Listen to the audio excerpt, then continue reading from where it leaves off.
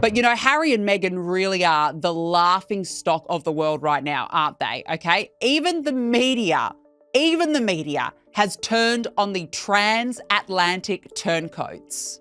I can see it in your eyes. I know why you're happy today. Meghan Markle and Prince Harry are going back to England. Prince Harry, Meghan Markle, this big U-turn back to the UK after 6 years. Harry's visa is in real trouble. They had not even touched down in Britain. Yet Meghan Markle and Prince Harry's grand return was already being shredded like evidence in a royal crime scene. American audiences were cheering. British presenters were breaking down in laughter. Montecito neighbors were reportedly saying good riddance. And before one suitcase was unpacked, Australia and Canada were floating behind them like emergency exits. This was supposed to be a triumphant homecoming. Instead, it looked like public collapse disguised as relocation. Before the scandal widened, the channel's Patreon had launched, promising exclusive investigations, bonus royal videos, breaking royal news, and members-only discussions unavailable on YouTube. But the timing felt like another clue, because this return was meant to change everything. Harry would be closer to King Charles. Meghan would reportedly restart her acting career. Their British chapter would reopen after 6 years of complaints, interviews, accusations, and attacks against the institution they now seemed ready to approach again. Then, the comeback cracked. The move became a punchline. The acting story reportedly faltered. The word permanent began disappearing. And then came the line that changed everything. Just months after their successful tour down under, Prince Harry and Meghan could be about to call Australia home. Why would a couple returning to Britain already be linked to another continent? What kind of homecoming needs a backup destination before it begins?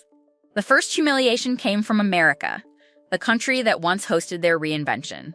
Bill Maher opened his show, looked at his delighted audience, and said he knew why they were happy. Meghan Markle and Prince Harry were going back to England. The crowd did not simply laugh. They cheered and applauded. That reaction revealed a brutal power shift. The Sussexes arrived as royal victims turned global humanitarians, media visionaries, privacy campaigners, and California tastemakers. Now, their departure was treated like a neighborhood inconvenience finally being removed. Then, Maher delivered the cruelest line.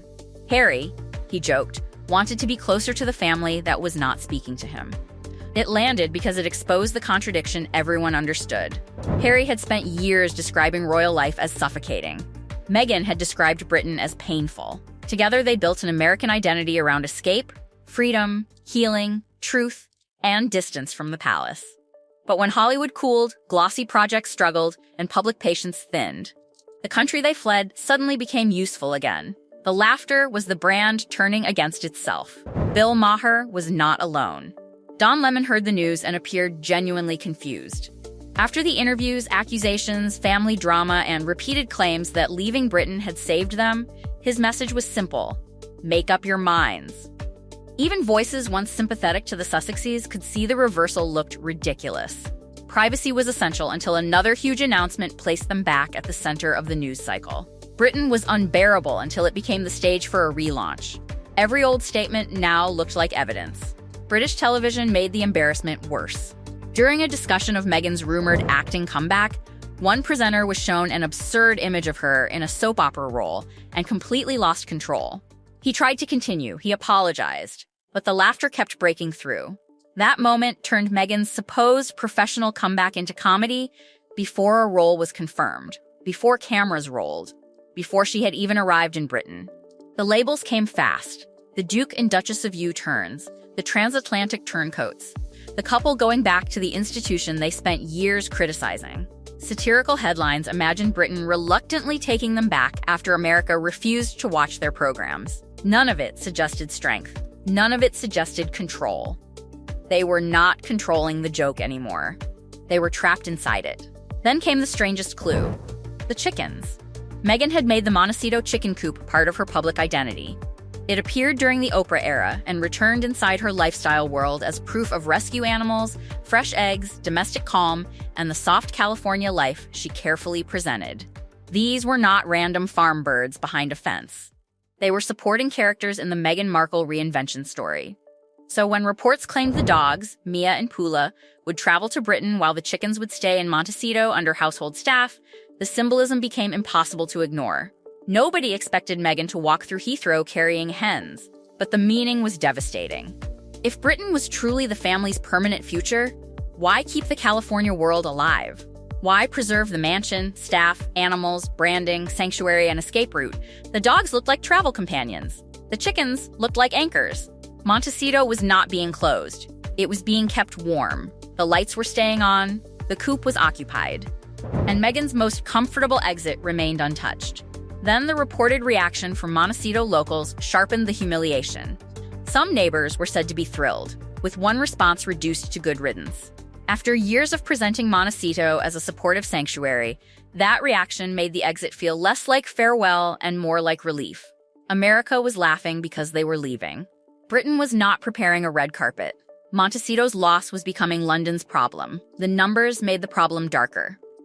Polling showed only 21% saying they should move back, while 33% said they should not. Another poll found 71% believed the Sussexes should fund their own security. That meant no automatic royal roll, no half and half-out fantasy, no guaranteed Christmas invitation, and no public appetite for Britain to pay the bill. Then Meghan's rumored role in The Gentleman was reportedly withdrawn following backlash in Britain, and the comeback lost another pillar. First, the story sounded enormous. Meghan and Harry were moving back to Britain 6 years after Brexit. Then their own representative described it as an extended period in the UK this autumn. Not permanent. Not final. Just autumn. And once autumn entered the story, the royal return looked less like a destination and more like a test run with witnesses. Sources then floated an even stranger arrangement. Perhaps 6 months each year. Perhaps longer. Perhaps nobody knew. How could such a supposedly historic family decision already come wrapped in uncertainty? The Montecito mansion was not being abandoned. Their American operations were not being dismantled. Their Portugal property remained quietly in the background. Instead of one destination, the Sussexes suddenly appeared surrounded by fallback positions. Britain looked temporary, California remained available, Portugal stayed untouched, and the story no longer resembled a confident relocation. It looked like an international holding pattern where every exit remained unlocked. That contradiction became even harder to ignore, because Meghan herself had recently described Montecito as a supportive, sweet life filled with community, ordinary family routines, freedom, creativity, and peace. Those were not the words of someone desperate to escape California forever. They sounded like the words of someone deeply invested in the world she had built. So when the public was suddenly told Britain was once again becoming home, skepticism followed naturally. Perhaps Harry wanted Britain. Perhaps reported acting opportunities made the timing attractive. But nothing about Meghan's own praise of Montecito suggested she had emotionally moved on. The preserved mansion, protected lifestyle, household staff, and even the chickens made the temporary autumn stay sound far more believable than the original promise of a permanent return. Then, before the British experiment had even begun, another destination entered the conversation. Reports claimed Australia or Canada could become future options after their stay in the United Kingdom. Australia was reportedly attractive because their recent visit there had been viewed as successful and offered warmer weather. Canada carried familiar memories from the chaotic days following Brexit. But the timing raised an uncomfortable question. How could Britain already be followed by another possible relocation before anyone had unpacked a suitcase? Harry was reportedly keen for Archie to learn rugby and cricket, while he himself wanted to watch more rugby matches after returning. Critics immediately questioned whether anyone seriously believed sporting interests could explain another international move after years of claiming happiness in California. The Australia discussion transformed the entire narrative. Britain had once been unbearable, leading them to Canada. Canada proved temporary, leading them to California. California became the promised land until Hollywood cooled and Britain suddenly looked useful again. Now, before Britain even had a chance to disappoint them, Australia appeared quietly waiting in the wings. At what point did every fresh start become another attempt to outrun the last disappointment? If privacy had always been the goal, why did every reinvention arrive through carefully placed headlines and worldwide publicity? If previous homes failed to become permanent, what evidence suggested Australia would somehow succeed where Britain, Canada, and California had not? Another contradiction sat directly beneath the surface. Harry's strongest argument for returning centered on family. King Charles was in Britain. His royal identity remained there. The charities, military connections, and institutions that once gave him purpose were rooted there. Australia would immediately destroy that proximity. Meanwhile, Meghan's reported motivation centered on professional opportunity and a temporary family arrangement. But if those opportunities disappeared and Britain's reception remained hostile, what incentive would keep her there? Suddenly, the same move appeared to be serving two completely different ambitions. Then, the darkest theory entered the story. There was no official confirmation of any separation, no public announcement, no verified evidence. But as the details accumulated, speculation intensified because Harry and Meghan increasingly appeared to be pursuing different futures. Harry seemed drawn back toward Britain, where, despite being estranged, mocked, and excluded from the official inner circle, he remained Prince Harry. His father was there. His history was there. His remaining connection to the monarchy still existed there. Time itself appeared to be working against him, making every opportunity for reconciliation feel more urgent. Meghan appeared to be pulled in the opposite direction. Her business remained American. Her lifestyle brand depended on the Montecito image she had carefully cultivated. Britain offered hostile headlines, difficult polling, security disputes, royal restrictions, and no guaranteed invitation even to Christmas at Sandringham. California offered familiarity, control, and a life she publicly celebrated. Harry could easily view Britain as returning home, while Meghan could just as easily view it as a temporary obligation before returning to California or exploring another option altogether. Two people could board the same flight while imagining entirely different destinations. If the British experiment ended badly, the framework already existed for two separate paths without any dramatic public announcement. Meghan could quietly return to the Montecito mansion, her lifestyle brand, household staff, and the California world she had never dismantled. Harry could remain closer to his father, continuing to pursue whatever relationship with Britain and the royal family still remained possible. One partner would simply extend the stay. The other would simply return home.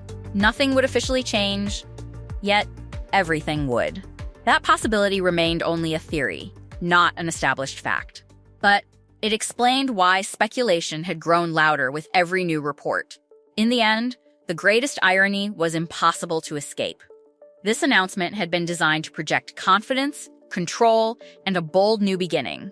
Instead, it triggered laughter across America, suspicion throughout Britain, reported celebration from Montecito neighbors, uncertainty surrounding Meghan's acting comeback, shrinking plans for their return, and immediate questions about Australia, Canada, and even the future of their marriage.